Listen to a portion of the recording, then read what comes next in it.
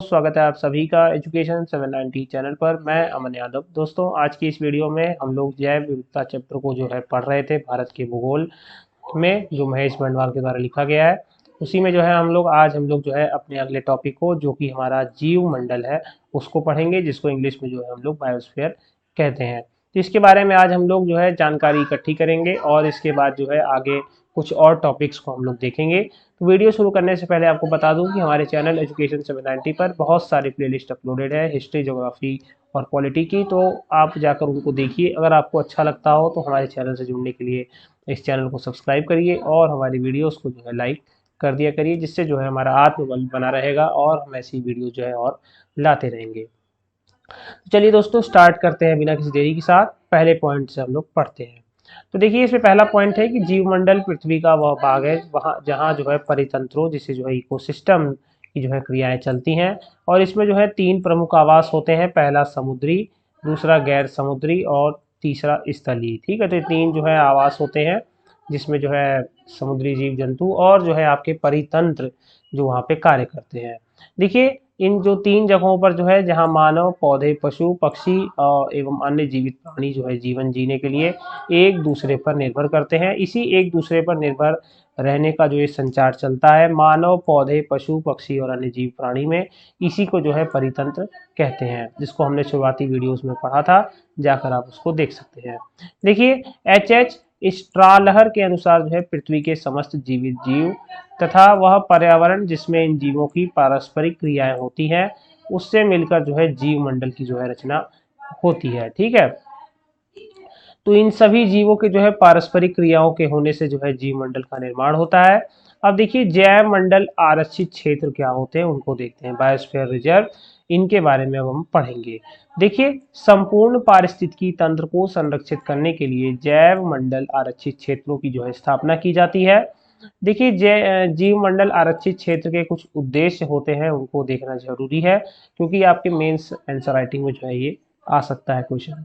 देखिए, पहला पॉइंट है कि जैव विविधता एवं पारिस्थितिकी तंत्र, जैसे पौधे, जीव जंतुओं, सूक्ष्म जीवों की विविधता आदि को दीर्घकालिक संरक्षण प्रदान करना होता है। इसलिए जो है जैव मंडल आरक्षित क्षेत्र का जो है ये पहला उद्देश्य है। मतलब कि कुछ विशेष प्रकार के जो प्राणी जन होते हैं, जिन क्या कहते हैं निकट भविष्य में खत्म होने की क्या कहते हैं संभावना रहती है, तो उनको दीर्घकाल तक बचाए रखने के लिए जो है इस तरह के जैव मंडल क्षेत्र बनाए जाते हैं। इसके बाद देखिए कि जैव संसाधनों का जो है उचित प्रयोग, जो जंगलों में पेड़ पौधे पाए जाते हैं उनका उचित ढंग से जो है इस्तेमाल हो सके। तीसरा कि इन क्षेत्रों में शिक्षा, जागरूकता और प्रशिक्षण के शोध कार्य को प्रोत्साहित करने के लिए। चौथा है जैव विविधता के क्षेत्र में जो है अंतर्राष्ट्रीय सहयोग प्राप्त करना, ये जो है इसका मुख्य लक्ष्य है। देखिए, वर्ष 1971 में यूनेस्को के सहयोग से जैव मंडल आरक्षित क्षेत्र की स्थापना की जो है योजना बनी थी। कब? 1971 में यूनेस्को के सहयोग से। और इसी वर्ष यूनेस्को के मानव व जीव मंडल कार्यक्रम MAB के जो अंतर्गत जो है भारत सहित संपूर्ण विश्व के ऐसे क्षेत्र की स्थापना की योजना बनाई गई। ठीक है, तो भारत में जो है संसद के विधान द्वारा ऐसे क्षेत्र जो है स्थापित किए गए थे। अगला पॉइंट बेहद इंपॉर्टेंट है, इसको याद रखिएगा कि वर्ष 1986 में जो है भारत का पहला जैव मंडल आरक्षित क्षेत्र जो नीलगिरी में जो है स्थापित किया गया था। यूनेस्को के जैव मंडलीय आरक्षित क्षेत्र के विश्वव्यापी ढांचे में शामिल होने के लिए कुछ शर्तों तथा न्यूनतम मानकों को जो है पूरा करना पड़ता है। देखिए, सदस्य देश ऐसे आरक्षित क्षेत्रों की स्थापना करते हैं और यूनेस्को जो है अपने उपयुक्त कार्यक्रम के तहत स्थानीय समुदाय के प्रयासों तथा उत्कृष्ट प्रौद्योगिकी के द्वारा वहां सतत विकास को जो है बढ़ावा देने के लिए विश्व में जैव मंडल आरक्षित क्षेत्र को मान्यता प्रदान करता है। इसके बाद यूनेस्को द्वारा घोषित बायोस्फीयर आरक्षित क्षेत्र उत्कृष्टता के स्थल समझे जाते हैं, जहां पर जो है काफी बड़ी मात्रा में जो है विभिन्न प्रकार के जीव जंतु पाए जाते हैं। इसलिए लिखा गया है कि उत्कृष्टता के स्थल पाए जाते हैं, जहां प्रकृति एवं मानवीय गतिविधियों के प्रबंधन के लिए नई एवं इष्टतम अभिक्रियाओं का जो है परीक्षण भी किया जाता है और उनका प्रदर्शन भी किया जाता है। तो काफी देख रेख में जो है रखा जाता है और इसके लिए हमारे यहाँ पे फॉरेस्ट डिपार्टमेंट भी बनाया गया है। तो आप लोग देख सकते हैं यहाँ पे कि जैवमंडल आरक्षित क्षेत्र का जो आंतरिक विभाजन है वो किस प्रकार से किया गया है। सबसे जो अंदरूनी हिस्सा होता है उसको जो है कोर जोन, केंद्रीय क्षेत्र कहा जाता है। उसके बाद उससे थोड़ा बाहर वाला क्षेत्र होता है उसे बफर जोन, और सबसे जो अंत वाला होता है उसे जो है ट्रांजिशन जोन कहते हैं। ये बीच बीच में जो आपको दिख रहा होगा इसको जो है मानव अधिवास क्षेत्र, यहाँ पे जो है आदिवासी लोग और जो है जंगल विभाग के लोग रहते हैं, जो यहाँ पर जो है सुरक्षा प्रदान करते हैं कि कोई बाहरी जो है यहाँ पर ना आ सके। देखिए यहाँ पे कुछ शब्दों के जो है यहाँ पे मतलब भी दिए गए हैं। जैसे बीच वाला जो एरिया है आपका वो मॉनिटरिंग क्षेत्र है, ठीक है। आर से मतलब हो गया आपका शोध एवं अनुसंधान क्षेत्र, जो यहाँ पर जो है यहाँ पे अनुसंधान के लिए कार्य किए जाते हैं। तो ये वाला एरिया आपका बफर जोन में आता है, तो ये अनुसंधान का जो क्षेत्र है ये यहीं पर बनाया जाता है। टी से आपका अर्थ है पर्यटन क्षेत्र, तो ये थोड़ा बाहरी तरफ ही रहता है, ठीक है। ट्रांजिशन जोन से थोड़ा अंदर में ही रह सकता है, ज़्यादा अंदर आप नहीं जा सकते हैं पर्यटन के लिए। और यस का मतलब है कि सहभागिता पूर्ण उपयोग क्षेत्र, मानव अधिवास क्षेत्र, मतलब यहाँ वाला जो एरिया है कोने वाला, यहाँ पर जो है मानव के रहने के लिए जगह बनाई गई है। और ई से जो है शैक्षिक क्रिया क्षेत्र, मतलब यहाँ जो है पढ़ाई लिखाई का जो कार्य उससे संबंधित जितने कार्य जंगलों से संबंधित वो जो है यहाँ पर किए जाते हैं। अब देखिए कोर जोन, केंद्रीय क्षेत्र, बफर क्षेत्र और संक्रमण क्षेत्र, इनके बारे में अब नीचे देखेंगे। देखिए जैव मंडल आरक्षित क्षेत्रों को 3 भागों में विभाजित किया गया है। फिर से बता दूं, देखिए केंद्रीय क्षेत्र, बफर क्षेत्र और संक्रमण क्षेत्र। चलिए इनके बारे में एक एक करके पढ़ते हैं। देखिए केंद्रीय क्षेत्र क्या होता है, देखिए प्राकृतिक या केंद्रीय परिक्षेत्र एक बाधा रहित तथा प्राकृतिक रूप से रक्षित होता है, और यह खंड जैव विविधता के संरक्षण के लिए होता है और विनाश रहित अनुसंधान कार्य तथा कम हानिकारक क्रियाओं जैसे शिक्षा तथा पारिस्थितिकी पर्यावरण पर शोध कार्य आदि को यहाँ पर संचालित किया जाता है। तो यहाँ पे पर्यटन का काम नहीं होता, यहाँ पर सिर्फ जो है अनुसंधान और शैक्षणिक कार्य भी चलते हैं यहाँ पर, और बिना किसी नुकसान के रक्षित प्राकृतिक रूप से जो है यहाँ पे सुरक्षा प्रदान रहती है, ठीक है। बाहरी लोगों को इसके अंदर आने की मनाही होती है, ठीक है। अगला देखिए बफर क्षेत्र क्या होता है, तो यह क्षेत्र केंद्रीय परिक्षेत्र को चारों तरफ से जो है घेरे रहता है। तो जो आपका ये केंद्रीय क्षेत्र है इसको चारों तरफ से घेरने वाली जो श्रृंखला है वो आपका बफर क्षेत्र होता है, और इसका जो प्रयोग होता है वो सहायक क्रियाओं जैसे पर्यावरणीय शिक्षा, मनोरंजन, मूल तथा प्रायोगिक अनुसंधान के लिए होता है। इसके बाद आपका तीसरा जो क्षेत्र है वो है आपका संक्रमण क्षेत्र। तो जैव मंडल आरक्षित क्षेत्र का बाहरी भाग जो बफर परिक्षेत्र को चारों तरफ से घेरे रहता है उसे जो है संक्रमण क्षेत्र कहते हैं। तो बफर क्षेत्र जो है आपका उसको जो चारों तरफ से घेरता है उसे जो है हम लोग संक्रमण क्षेत्र कहते हैं। इसके बाद देखिए कि इस परिक्षेत्र में जो है आरक्षित प्रबंधनों एवं स्थानीय लोगों के मध्य सक्रिय सहभागिता सामंजस्य पूर्ण चलती है। मतलब जो वहाँ के सक्रिय लोग रहते हैं, जैसे जो आदिवासी जो लोग रहते हैं वहाँ पर, उनके मदद से जो है वहाँ पर संचालन का कार्य किया जाता है, ठीक है। इसके बाद देखिए इस कार्यक्रम में गैर सरकारी संगठन जिन्हें जो है एनजीओ कहते हैं उनको भी शामिल किया गया है, एवं दूर संवेदन जैसी आधुनिक तकनीकों का भी प्रयोग इस कार्यक्रम के अध्ययन के लिए जो है किया जा रहा है। देखिए भारत द्वारा जो है अब तक 18 जैव मंडल आरक्षित क्षेत्र जो है स्थापित हो चुके हैं, कई बार एग्जाम में आ चुका है, याद रखिएगा। इसके बाद देखिए वर्तमान समय में यूनेस्को के मैप विश्व नेटवर्क के अंतर्गत विश्व के 122 देशों के 686 बायोस्फीयर रिजर्वों को सम्मिलित किया गया है। इसमें जो है भारत की स्थिति जो है वो नंबर 11 पर है, ठीक है, याद रखिएगा।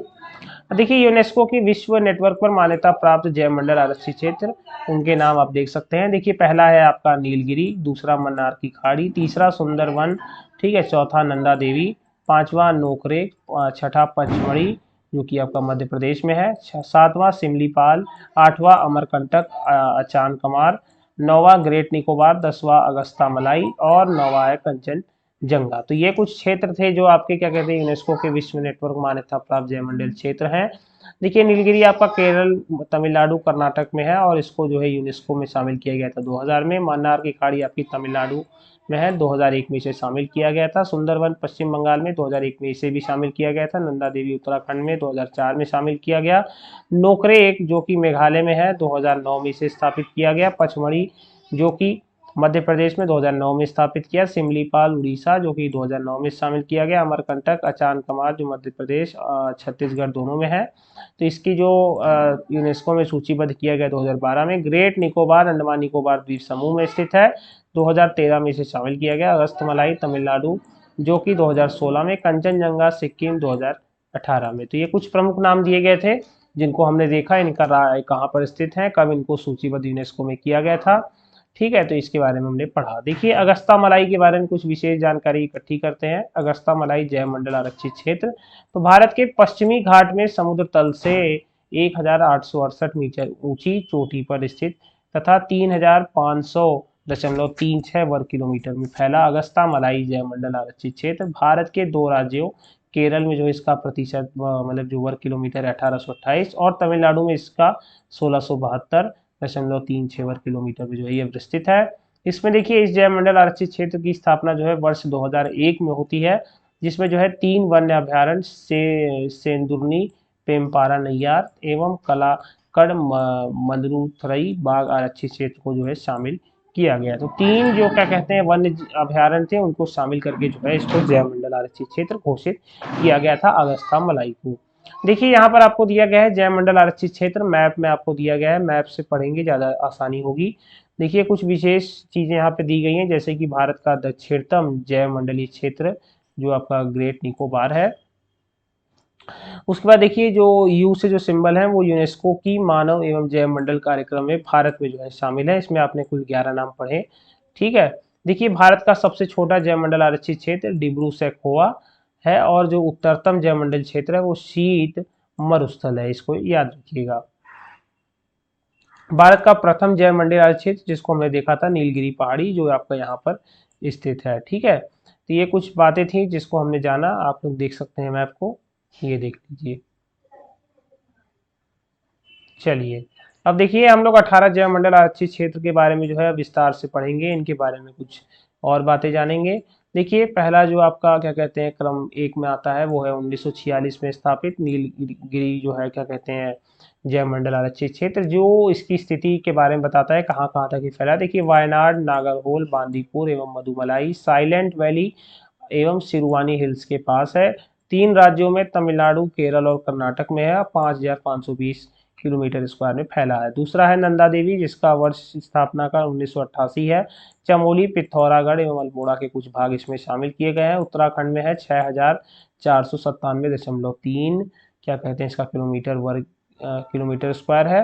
अगला है 1988 में स्थित एक और जैवमंडल आरक्षित क्षेत्र नोकरेक जो कि गारो हिल्स के पास है नॉर्थ ईस्ट में, ठीक है, मेघालय में स्थित है। 820 किलोमीटर स्क्वायर में है। मन्नार की खाड़ी 1989 में, ठीक है, भारत एवं श्रीलंका के बीच मन्नार की खाड़ी का ये भाग है, वहां पर स्थित है। तमिलनाडु में 10,500 क्या कहते हैं किलोमीटर स्क्वायर में फैला हुआ है। इसके बाद देखिए सुंदरवन काफी चर्चित नाम है, 1989 में भी स्थापित हुआ। गंगा एवं ब्रह्मपुत्र नदी डेल्टा का ये भाग है जहाँ पे आपके बंगाल एशियाटिक टाइगर काफी मात्रा में पाए जाते हैं। ये आपका पश्चिम बंगाल में है, 9,630 किलोमीटर स्क्वायर इसका एरिया है। मानस जो है क्या कहते हैं बायोस्फीयर रिजर्व जो कि 1989 में कोकराझार, बोगईगांव, बरपेटा, नालबाड़ी, कामरूप एवं दारंग जिला में इसके कुछ भाग शामिल हैं। असम में स्थित है, 2837 इसका जो है एरिया है। ग्रेट निकोबार 1989 में ही अंडमान निकोबार द्वीप समूह के द्वीपों का पश्चिम उत्तर भाग है। अंडमान निकोबार में ये जो है स्थापित है और 885 किलोमीटर स्क्वायर में फैला हुआ है। इसके बाद देखिए सिमलीपाल 1994 में मयूरभंज जिले का भाग शामिल है। उड़ीसा में स्थित है, 4374 इसकी एरिया है, ठीक है। डिब्रू सैखोवा 1997 में डिब्रूगढ़ एवं तिनसुकिया जिलों के कुछ भाग इसमें शामिल किए गए। असम में स्थित है, 765 किलोमीटर स्क्वायर इसकी एरिया है। दिहांग दिबांग 1999 में अरुणाचल प्रदेश की सियांग एवं दिबांग घाटी के पास है, अरुणाचल प्रदेश में स्थित है। 5111.50 इसका किलोमीटर एरिया है। इसके बाद देखिए पंचमढ़ी जो कि 1999 में स्थापित है, बैतूल, होशंगाबाद एवं छिंदवाड़ा के भाग है इसमें, मध्य प्रदेश में स्थित है। 4926 जो है किलोमीटर स्क्वायर है। 2000 में जो स्थापना हुई थी कंचनजंगा की जो उत्तर एवं पश्चिम सिक्किम का भाग है, सिक्किम में ये स्थित है। 2619 इसका एरिया है। फिर देखिए अगस्ता मलाई 2001 में तमिलनाडु के तेनुवेली एवं कन्याकुमारी जिले तथा केरल के तिरुवनंतपुरम, कोल्लम एवं पठानमिट्टा में स्थित है। तमिलनाडु केरल में जो है इसका क्या कहते हैं बसा हुआ है 2 राज्यों में। इसके बाद देखिए कि 3500 इसका क्या कहते हैं एरिया है। अचना कमार अमरकंटक 2005 में, अनूपपुर डिंडोरी जिले के भाग, बिलासपुर जिले के गांव छत्तीसगढ़ में, मध्य प्रदेश छत्तीसगढ़ में स्थित है। 3835 इसका एरिया है। कच्छ कारण 2008 में, ठीक है, गुजरात का कच्छ, राजकोट, सुरेंद्रनगर और पाटन जिलों के कुछ भाग शामिल हैं, गुजरात में स्थित है। 12,454 इसका एरिया है। कोल्ड डेजर्ट 2009 में हिमाचल प्रदेश के स्थित पिन वैली राष्ट्रीय पार्क और आसपास के क्षेत्र, चंद्रताल, सरयू, किबर वन्यजीव अभ्यारण्य शामिल है, हिमाचल प्रदेश में स्थित है। 7,770 किलोमीटर स्क्वायर है। 2010 में शेषाचलम पहाड़ी आंध्र प्रदेश के चित्तौड़ और कोडप्पा जिले के भाग है, आंध्र प्रदेश में स्थित है, 4755 किलोमीटर स्क्वायर है। अंतिम आपका पन्ना जो 2011 में शामिल किया गया था, ठीक है, मध्य प्रदेश के पन्ना एवं छतरपुर जिले के भाग मध्य प्रदेश में स्थित है, 2998 इसका किलोमीटर स्क्वायर है। देखिए क्षेत्रफल की दृष्टि से सबसे बड़ा जैवमंडल आरक्षित क्षेत्र आपका मन्नार की खाड़ी है, इसको याद रखिएगा। सबसे छोटा जो है दिब्रू सैखोवा है। अब देखिए, अब हम लोग जो है चैप्टर पर अगला टॉपिक पढ़ेंगे, वो है हमारा वन्य जीवन के बारे में। चलिए दोस्तों, अपने पहले पॉइंट को पढ़ते हैं वन्य जीवन में। देखिए, इसमें पहला पॉइंट है कि भारत में जैव विविधता संरक्षण के लिए एक व्यापक राष्ट्रीय जैविक विविधता कार्य योजना तैयार की गई थी। ठीक है, तो भारत में वर्ष 1972 में जो है वन्य जीव अधिनियम को पारित किया गया, जिसके अंतर्गत नेशनल पार्कों तथा वन्य प्राणी अभ्यारण्यों की जो स्थापना की गई थी। देखिए, वन्य जीव अभ्यारण्य जो वाइल्ड लाइफ सेंचुरी जिसको इंग्लिश में कहा जाता है, इनका गठन जो है किसी एक प्रजाति अथवा कुछ विशिष्ट प्रजातियों के संरक्षण के लिए जो है किया गया था, और अर्थात ये जो है संरक्षित क्षेत्र की विशिष्ट प्रजाति के आधारित जो है क्षेत्र होते हैं। देखिए, इसके विपरीत राष्ट्रीय उद्यानों का गठन जो है विशेष प्रकार की शरणास्थली के संरक्षण के लिए किया गया था, लेकिन जो है ये आवास क्षेत्र भी जो है यहाँ पर होते हैं। ठीक है, राष्ट्रीय उद्यानों में जो है आवास क्षेत्र भी शामिल होते हैं। इसके अंतर्गत जो है एक विशेष प्रकार के शरण क्षेत्र में रहने वाले सभी जीवों का जो है संरक्षण किया जाता है, और भारत का सबसे बड़ा जो है राष्ट्रीय उद्यान जम्मू कश्मीर के लेह जनपद में हेमिस हाई के नाम से स्थित है। ठीक है, यहाँ एक तरफ हमने देखा वन्य जीव अभ्यारण्य क्या होता है, दूसरी तरफ हमने देखा कि राष्ट्रीय उद्यान क्या होता है। तो कुछ विशिष्ट प्रजातियों के संरक्षण के लिए जो है वन्य जीव अभ्यारण्यों का जो है शामिल किया जाता है, लेकिन जो राष्ट्रीय उद्यानों का गठन होता है यहाँ पर जो है शरण स्थली के जो है संरक्षण के होते हैं, और यहाँ पर जो है आवास पर आधारित होते हैं। जैसे जो शेर जो जानवर किसी जगह पर्टिकुलर रहते हैं, उसी से जैसे उसको क्या कहते हैं डेवलप कर दिया। जैसे काजीरंगा नेशनल पार्क है, वहाँ एक क्या कहते हैं सींग वाला गैंडा जो है प्रचलित है, तो इसी प्रकार से उनको उसी जगह पे जो है संरक्षित किया जाता है। देखिए, भारत का सबसे छोटा राष्ट्रीय उद्यान जो है अंडमान निकोबार द्वीप में जो है समूह के जिले साउथ बटन में स्थित है, जिसकी क्या कहते हैं एरिया 0.03 वर्ग किलोमीटर में है, काफी छोटा है। देखिए, भारत का प्रथम राष्ट्रीय उद्यान जिम कॉर्बेट नेशनल पार्क है, काफी इंपॉर्टेंट क्वेश्चन है, काफी बार एग्जामों में पूछा गया है। देखिए, राष्ट्रीय वन्य जीवन कार्य योजना 2002 से 2016 वन्य जीवन संरक्षण की कार्यनीति और कार्यक्रम की जो है रूपरेखा प्रस्तुत करती है। इसके बाद देखिए, भारतीय वन्य जीवन बोर्ड के अध्यक्ष जो है प्रधानमंत्री होते हैं। कई बार क्वेश्चन घुमा फिरा के पूछा जाता है कि जो भारतीय वन्य जीव बोर्ड के अध्यक्ष हैं वो कौन होते हैं, तो मतलब कि बोलेगा कि प्रधानमंत्री होते हैं, फिर ऐसे 3 पॉइंट देकर फिर पूछेगा कि इसमें से ए सही है, इसमें से ए भी सही है, उस तरीके से क्वेश्चन जो है इनमें आते हैं। ठीक है, तो वह वन्य जीव संरक्षण की अनेक योजनाओं के कार्यान्वयन की जो है निगरानी और निर्देशन करने वाला शीर्ष सलाहकारी निकाय भी होता है। देखिए, वर्तमान में जो है संरक्षित क्षेत्र के अंतर्गत 105 जो है राष्ट्रीय उद्यान शामिल है, 543 वन्य प्राणी अभ्यारण्य, 73 संरक्षण रिजर्व तथा 45 सामुदायिक रिजर्व जो है शामिल है, जो देश के सकल भौगोलिक क्षेत्र के जो है 1,62,000 वर्ग किलोमीटर पर जो है फैले हुए हैं। देखिए, वन्य जीवन सुरक्षा अधिनियम 1912 जम्मू कश्मीर को छोड़कर संपूर्ण राज्य में जो है लागू होता है। देखिए, वन्य अपराध निरोधक ब्यूरो, इसको भी हम लोग पढ़ लेते हैं। देखिए, इसका निर्माण किस लिए किया गया था, तो देखिए इसका निर्माण वन्य जीवन निरोधक एक्ट 1972 के तहत किया गया था, और इस ब्यूरो का गठन 6 जून 2007 को हुआ था, और इस शाखा का बहुअनुशासित संस्था जिसके साथ पुलिस, वन विभाग और सीमा विभाग की परिकल्पित किया गया था, जिसका परिचालन जो है 2008 में प्रारंभ हुआ था। इस शाखा का प्रधान कार्यालय दिल्ली में होने के साथ साथ 5 क्षेत्रीय कार्यालय दिल्ली, कोलकाता, ठीक है, दिल्ली, कोलकाता, मुंबई, चेन्नई, जबलपुर, और 3 उप क्षेत्रीय कार्यालय जैसे गुवाहाटी, अमृतसर और कोच्चिन में जो है स्थित है। चलिए अगला देख लेते हैं वन्य जीवन वन्य जीव संरक्षण अधिनियम 1972 में जो है कुछ संशोधन किया गया था, उसके बारे में अब हम देखेंगे। देखिए, वर्ष 1972 में पारित यह अधिनियम मुख्यतः वन्य जीवन को जो है संरक्षण प्रदान करता था, और इसका संबंध राष्ट्रीय पार्कों और अभ्यारण्यों की घोषणा और अधिसूचना से था। लेकिन इस अधिनियम में जो है कुछ महत्वपूर्ण बातें जो है यहाँ पर दी जा रही हैं, उनको भी हम लोग पढ़ लेते हैं। देखिए, पहला यह था कि अधिनियम में यह प्रावधान है कि वन्य जीवों और पक्षियों के शिकार पर नियंत्रण हेतु तथा राष्ट्रीय पार्कों एवं पशु विहारों की स्थापना के लिए जो है कुछ नियम बनाए जाएंगे। इस अधिनियम के तहत ही प्रोजेक्ट टाइगर की शुरुआत भी जो है होती है। तो याद रखिएगा, 1972 के अधिनियम के तहत ही जो है प्रोजेक्ट टाइगर की योजना की शुरुआत होती है। टाइगरों को संरक्षण जो है इसमें प्रदान किया जाता है। इस अधिनियम में जहाँ शेर, चीता, बंदर, भेड़िया, लोमड़ी एवं जंगली कुत्तों को भी संरक्षण के दायरे में लाया गया। वही लुप्त प्राय वन्य जीवों को जो है सूचीबद्ध करके उन्हें लुप्त प्राय भी घोषित किया गया था कि अब ये यहाँ पर जो है नहीं है। इसके बाद वर्ष 2002 में इस अधिनियम में जो है संशोधन करके इसे और भी कठोर बनाया गया और इसके तहत स्थानीय जनता द्वारा संसाधनों के व्यावसायिक उपयोग पर जो है रोक लगा दी गई, क्योंकि वो जो है जंगल के पेड़ों को जो है काफी नुकसान पहुंचा रहे थे, सिर्फ क्या कहते हैं अपने खाना पूर्ति के लिए, क्योंकि उन्हें जो है लकड़ियां चाहिए थी घर के खाना पकाने के लिए। इसके बाद देखिए यह अधिनियम यह व्यवस्था भी देता है कि अधिनियम के तहत प्रदान किए गए परमिट या लाइसेंस की शर्तों को कोई भंग करता है तो यह आपराधिक कृत्य माना जाएगा और इसके साथ जो है 3 साल की जेल और 50,000 तक का जो है दंड अर्थदंड भी लगाया जाता है, और दोनों की सजाएं भी एक साथ दी जा सकती हैं कि जेल भी जाइए और 25,000 भी आप दीजिए। देखिए इसके बाद भारतीय वन्य जीवन संस्थान की स्थापना होती है, उसके बारे में अब देखेंगे। देखिए भारतीय वन्य जीवन संस्थान, ठीक है, भारत सरकार के पर्यावरण वन एवं जलवायु परिवर्तन मंत्रालय के तहत एक स्वायत्त संस्थान के रूप में कार्य 1986 में स्थापित हुआ था। यह संस्थान जो है दक्षिण पूर्व एशिया में वन्य जीव संरक्षण के प्रशिक्षण और खोज तथा प्रबंधन के मामले में जो प्रतिष्ठित संस्थान है, और इसका उद्देश्य है वन्य जीव संरक्षण के बारे में सटीक जानकारी व ज्ञान देना और वन्य जीवन के 7 मुख्य क्रियाकलापों के माध्यम से विभिन्न वर्गों की जो है मदद भी करना। देखिए ऑपरेशन थंडरबर्ड क्या है इसके बारे में देखते हैं। देखिए 30 से 19 फरवरी 2017 के मध्य वन्य जीव अपराध नियंत्रण ब्यूरो द्वारा भारत में ऑपरेशन थंडरबर्ड चलाया गया था। देखिए पुराना क्वेश्चन है, अब ये जो है कुछ ये करंट के क्वेश्चन उस समय के रहे होंगे, पर अब ये जो है इतने प्रचलित नहीं रह गए हैं, इनको एक बस ऐसे ही देख लिया जाए। देखिए वास्तव में जो है यह वन्य जीवों के प्रति हो रहे अपराध का नियोजन के लिए जो है 43 देशों में इंटरपोल द्वारा परिचालित अभियान का कूट नाम है, और यह अभियान बहुप्रजाति जीवों की सुरक्षा हेतु जो बनाया गया था। देखिए यहाँ पर आपको मैप में जो है भारत के 105 राष्ट्रीय उद्यानों के बारे में दिया गया है, आप देख सकते हैं। मैं इसको पढ़ूंगा नहीं क्योंकि ये एक एक पढ़ना क्या कहते हैं उतना पॉसिबल नहीं है।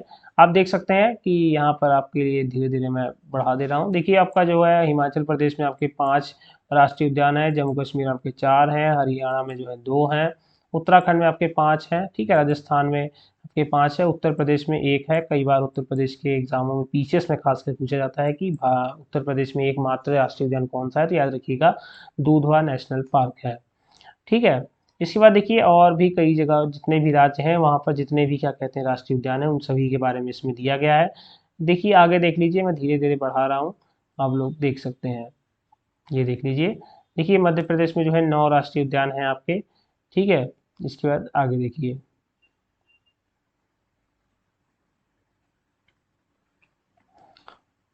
चलिए कुछ जानकारी और ले लेते हैं। देखिए जिम कॉर्बेट राष्ट्रीय उद्यान के बारे में, जो कि सबसे पुराना क्या कहते हैं राष्ट्रीय उद्यान है। इसका पहले नाम जो है हेली नेशनल पार्क था, ठीक है। चलिए पढ़ लेते हैं। जिम कॉर्बेट राष्ट्रीय उद्यान भारत का सबसे पुराना राष्ट्रीय पार्क है, जो वर्ष 1936 में लुप्त प्राय बंगाल बाघ की रक्षा के लिए हैली नेशनल पार्क के रूप में स्थापित किया गया था। यह उत्तराखंड के नैनीताल जिले में स्थित है और इसका नाम जिम कॉर्बेट के नाम पर रखा गया। बाघ परियोजना पहले के तहत आने वाला यह पहला पार्क था। इसके बाद सुंदरवन राष्ट्रीय उद्यान है। सुंदरवन राष्ट्रीय उद्यान भारत के पश्चिम बंगाल राज्य के दक्षिणी भाग में गंगा नदी के सुंदरवन डेल्टा क्षेत्र में स्थित एक राष्ट्रीय उद्यान, बाघ संरक्षित क्षेत्र एवं बायोस्फीयर रिजर्व क्षेत्र भी शामिल है, और यह क्षेत्र मैंग्रोव के घने जंगलों से घिरा हुआ है और रॉयल बंगाल टाइगर का सबसे बड़ा संरक्षित क्षेत्र भी है। इसके बाद देखिए भारत में राष्ट्रीय उद्यानों का अद्यतन विवरण यहाँ पे दिया गया है कि कौन कौन से राज्यों में कितने क्या कहते हैं राष्ट्रीय उद्यान है। आप देख सकते हैं अंडमान निकोबार में जो है कुल 9 क्या कहते हैं आपके राष्ट्रीय उद्यान है। कैंपवेल राष्ट्रीय उद्यान, गलाथियो बे राष्ट्रीय उद्यान, महात्मा मैरिन राष्ट्रीय उद्यान, मिडिल बैटन द्वीप राष्ट्रीय उद्यान, माउंट हैरियट राष्ट्रीय उद्यान, नॉर्थ बटन द्वीप राष्ट्रीय उद्यान, रानी झांसी मेरिन राष्ट्रीय उद्यान, सैंडल पीक राष्ट्रीय उद्यान, साउथ बटन द्वीप राजस्थान। तो इनके स्थापना के वर्ष भी दिए गए हैं और ये किस जिले में स्थापित है ये भी यहाँ पर दिया गया। स्थापना के वर्ष इनसे रिलेटेड जल्दी नहीं पूछे जाते, जो राष्ट्रीय उद्यान काफी बड़ा प्रसिद्ध नाम है उसी का ज्यादातर पूछा जाता है। जैसे हेलीज नेशनल पार्क हो गया, उत्तर प्रदेश का दुधवा नेशनल पार्क हो गया, ठीक है। तो इसको पढ़ने का कोई ज्यादा औचित्य नहीं है, मैं यहाँ पे धीरे धीरे इसको पढ़ाता जा रहा हूँ, आप लोग इसको पढ़ लीजिएगा।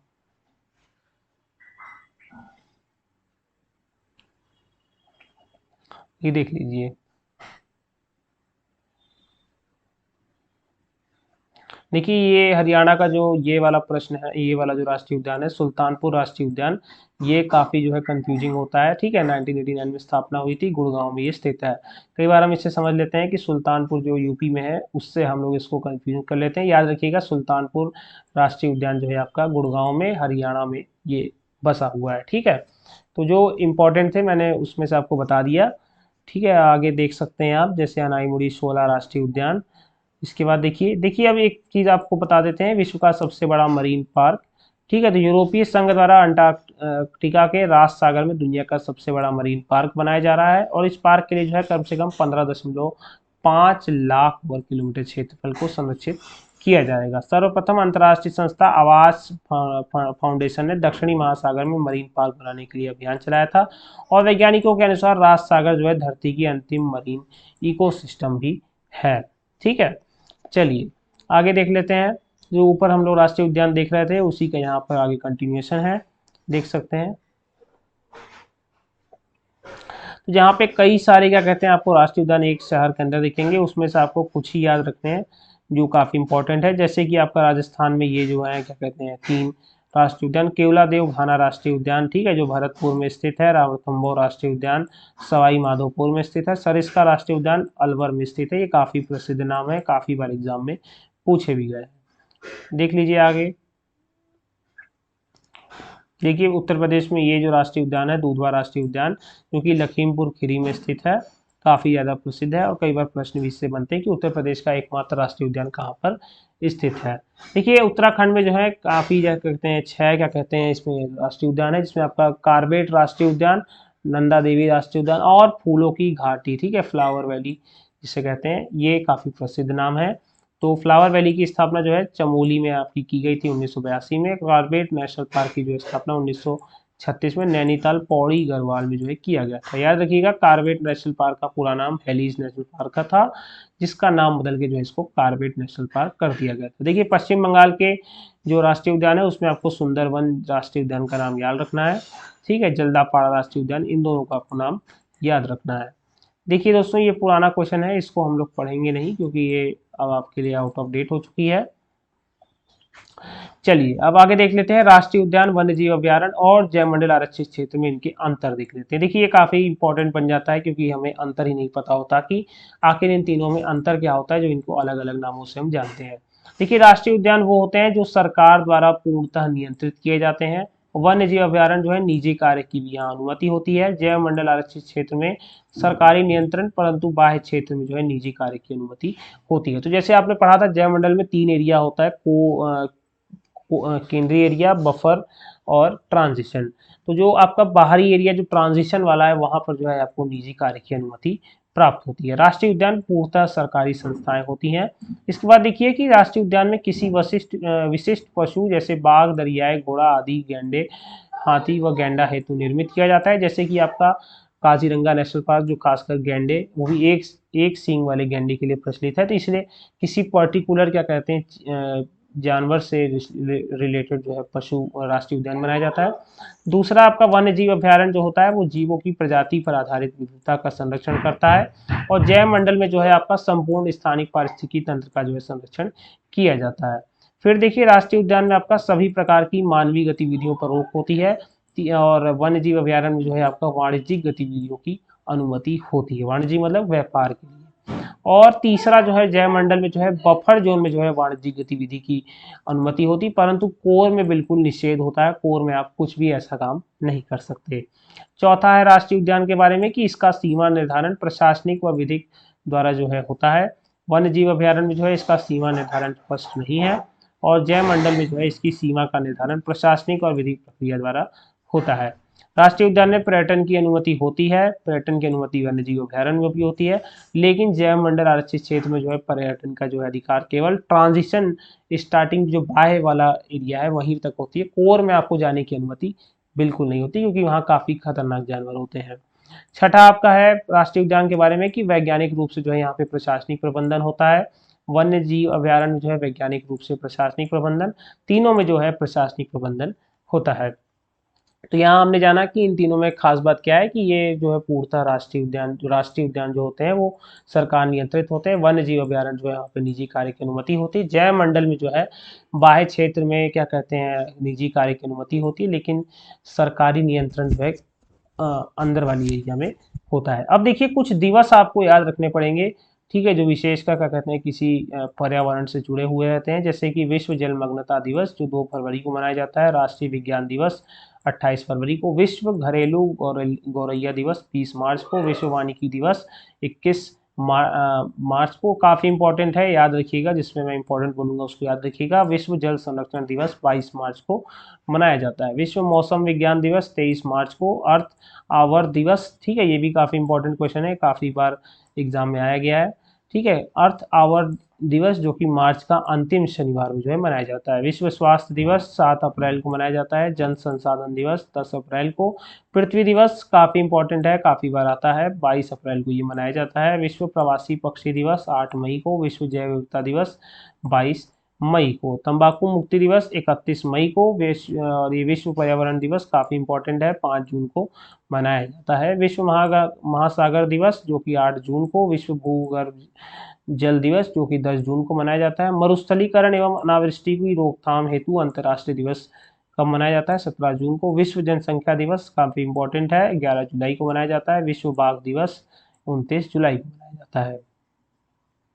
देखिए काफ़ी इंपॉर्टेंट है। विश्व ओजोन दिवस 16 सितंबर को मनाया जाता है। विश्व गैंडा दिवस जो कि 22 सितंबर को। विश्व वन्य जीव दिवस 1 अक्टूबर को। विश्व प्राकृतिक आवास दिवस 3 अक्टूबर को। वन्य जीव सप्ताह 1 से 7 अक्टूबर को मनाया जाता है। नेशनल डॉल्फिन डे बिहार में 5 अक्टूबर को। स्वच्छ पार्क पखवाड़ा 1 से 15 जून को।